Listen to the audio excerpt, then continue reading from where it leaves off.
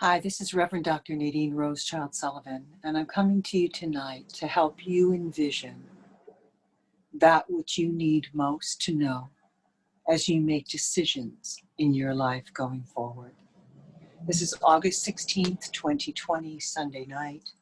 And as I come to you tonight, not to be morose, but to be realistic and honest with where we're at as we envision someplace better, it's important to recognize that there's been research done that there are excess deaths in the United States by the hundreds of thousands above the previous 5-year averages that are perhaps attributable to coronavirus, and that they are not, our numbers are not because of testing.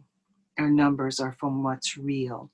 In the globe itself right now, tonight, 21,813,633 cases of COVID-19 have been diagnosed, and there are 772,628 deaths. An average for flu in the years would be 3 to 5 million, not almost 22 million, and an average for deaths would be 250 to 500,000, not almost 800,000. So there are real differences in the numbers. And in the United States tonight, we are up 435,634 cases more than last week this time, so almost 436,000 up this week, with a diagnosed cases of 5,564,512.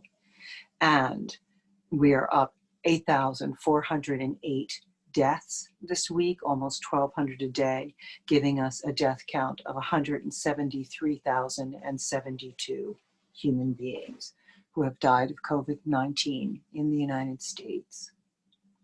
Yet, you and I are here, and we are going to envision our safety. We're going to envision the safety of those that we love and that we need most.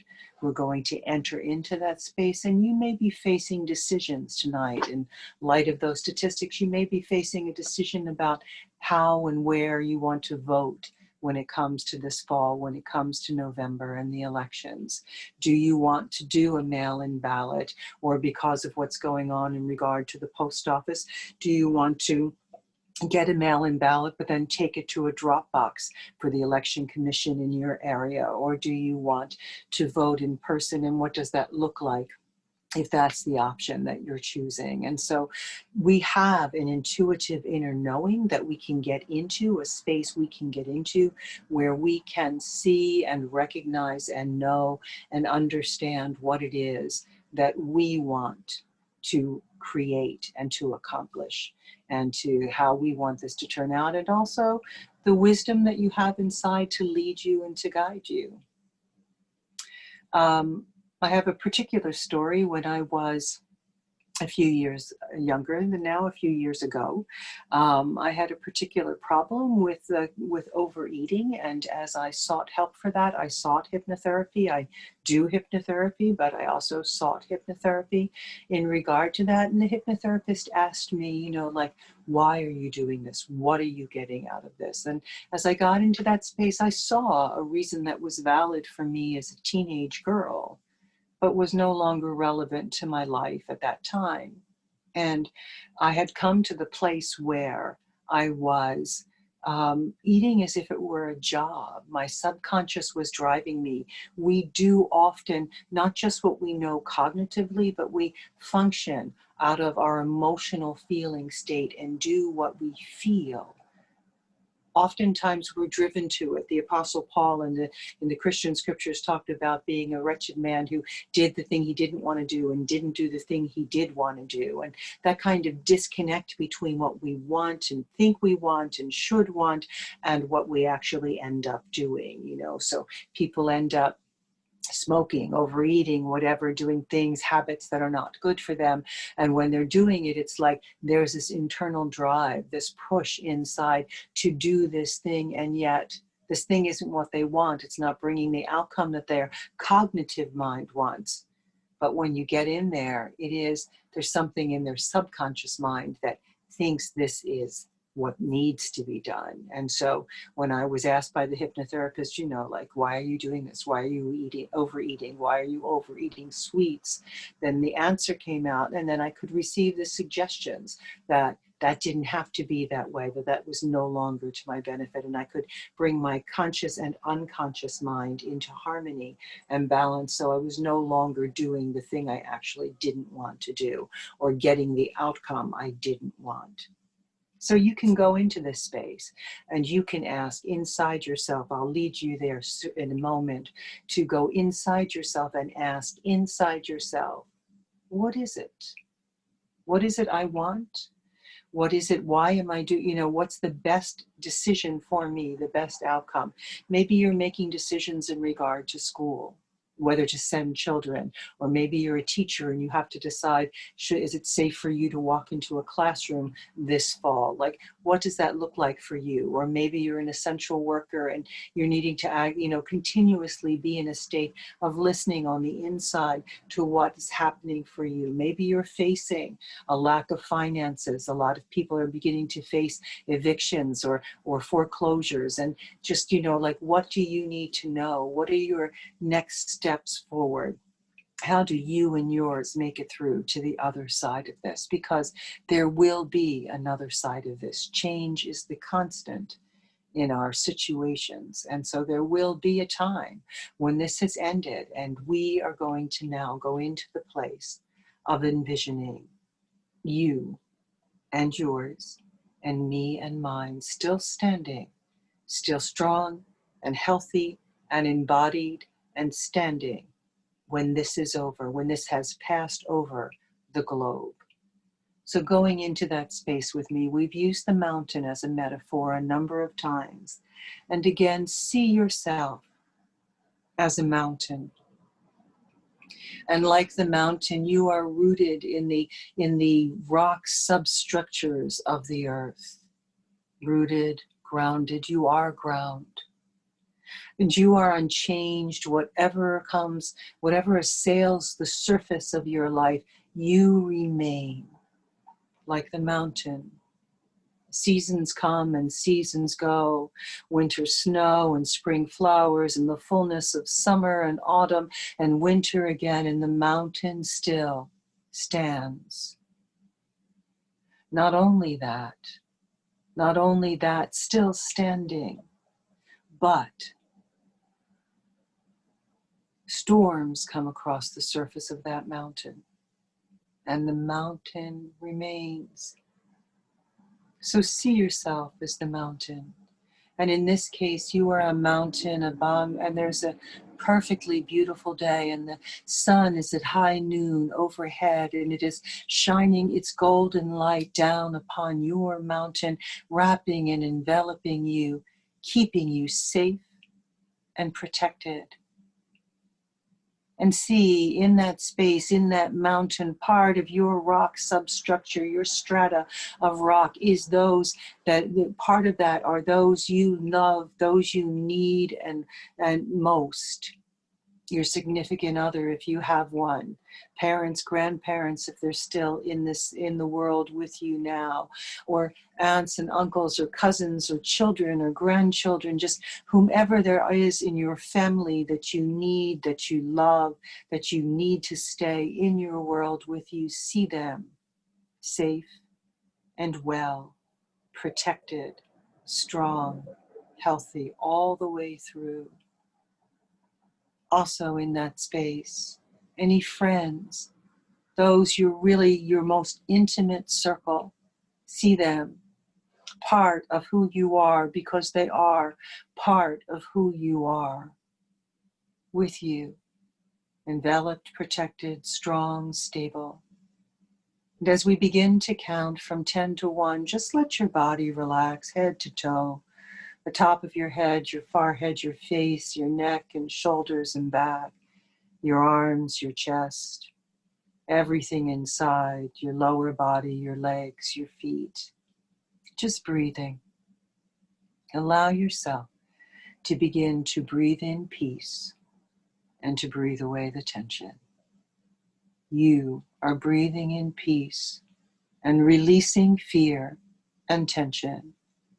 And again, breathing in the peace, release all tension and allow yourself to go down deeper and deeper as we count, down into a space inside where you can bring a question to the forefront and hear, perceive, feel that answer.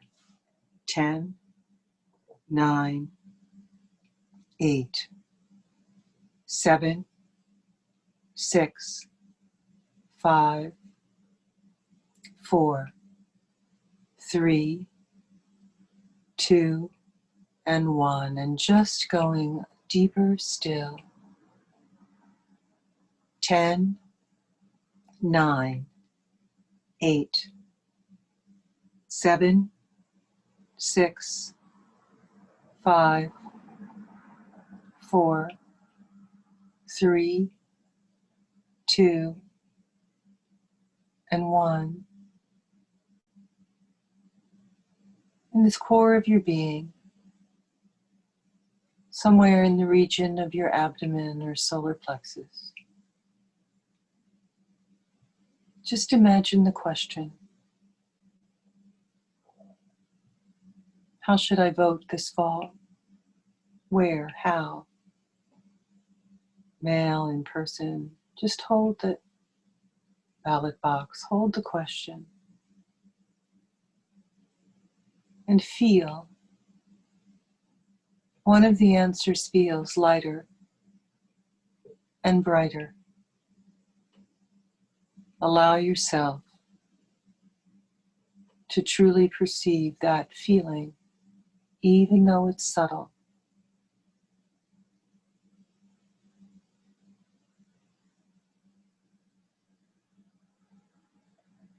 If you're asking a question about school or work, bring it to the forefront. Your options, bring them forward. And feel which of your options feels lighter and brighter, which feels heavier, less desirable. Just allow yourself to sense the difference.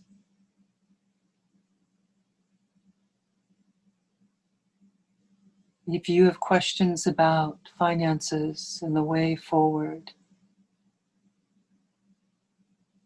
just let a feeling, an image, an intuition rise up of the next step or two you need to take.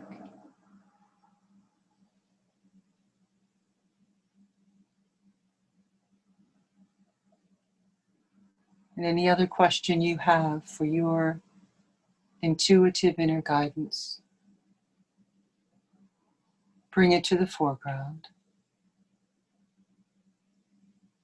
And without thinking, just perceive what comes up in you.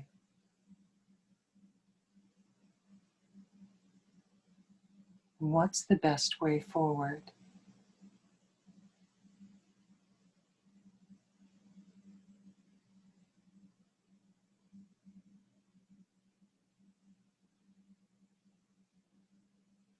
And now with me, begin to create the vision. Collectively, we create the vision, you and yours, and me and mine, surviving, strong, healthy, well, embodied, fed, housed, clothed, all the provision we need, sheltered, kept, safe and well. You and yours, me and mine, all of us, well. This thing going, passing. As it passes, as it passes over the globe, as it passes over the planet. All the pandemics of human history having done so before, see this one too, going by some means or another. And the day has arrived in our vision in which the pandemic is behind us. And envision in this space also that all of our elected officials at every level of government, from the highest to the most regional, to the most local, see every politician, every leader, see them free of corruption. See the change that's necessary to have them be free of corruption, pushing aside not a sense of denial, but a creation, a taking hold of the vision, your desired end result, a true democracy. See full, free, fair elections. Now, see true servant of the people, leaders, now. In your region, in your state, in the nation, in your nation, see all of us strong and healthy and well and governed. See true government of the people, by the people, for the people. Just allow yourself to take hold of that vision. See the human race getting smart in regard to how it treats the planet, and being able, empowering itself to survive. Generation by generation, see treating the soil, air, and water properly, see treating our wild spaces properly, see the Amazon treated properly, see the trees increasing on the surface of the earth, see their being. Wise decisions, different forms of energy, a shift and a change. See an end to nuclear proliferation. See wisdom and kindness. See an end to war. See a change in how America treats immigrants, all of us descendants of immigrants, unless we're full blood. See all of us recognizing and honoring space, wisdom, balance, harmony. Yes, wisdom, protection, but also mercy and justice. Doing well by the orphan and the widow and the stranger among us. Bring into your conscious awareness a shift in our criminal justice system, the end of mass incarceration, the end of violent mistreatment of unarmed citizens who happen to be of a darker skin tone. African Americans and Latinx people, see a shift, a change. Honor, justice. See the better angels of our nature, for there is that in us that is better. There is that of God in us, as the Quakers would say. There's that of God in each of us. There's the light in each of us. See humankind doing better. See real shifts and a real change and a real ending to racism and sexism and homophobia and transphobia. Just see shift and change and difference. Kindness, justice, mercy. And as you bring your vision back into you and yours, see the pandemic having passed over you, your health getting better year by year. See you treating yourself well. See taking care of yourself, living long, enjoying life with those you love, a life that's full and rich and sweet.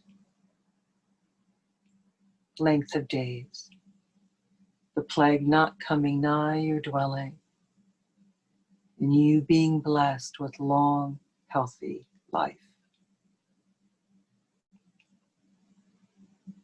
And now remember, bring back to your remembrance your answers to the decisions you face here now in the middle of August 2020.